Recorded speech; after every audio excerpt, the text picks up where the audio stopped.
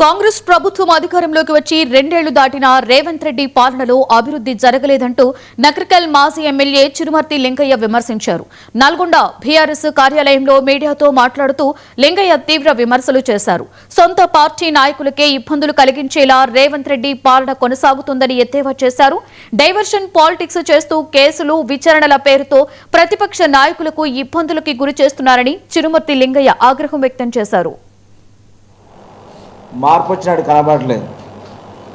కుక్కతోకకు గుండ్రాయి కడితే చక్కగా రాదన్న సామెత రేవంత్ రెడ్డి గారి యొక్క విధానంలో, వారి యొక్క నడవడిలో ఏమాత్రం కూడా తేడా లేకుండా కొత్త సంవత్సరానికి పాత సంవత్సరానికి పొంతం లేకుండా అయిపోయింది.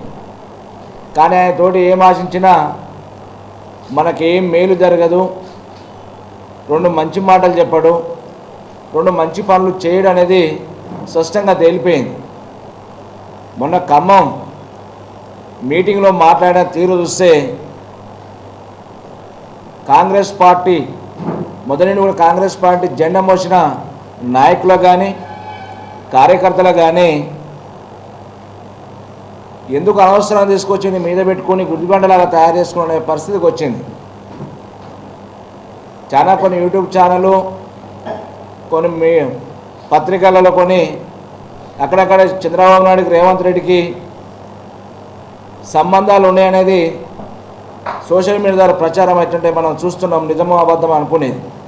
కానీ ఖమ్మంలో మాట్లాడిన విధానాన్ని చూస్తే స్పష్టంగా కనపడుతుంది.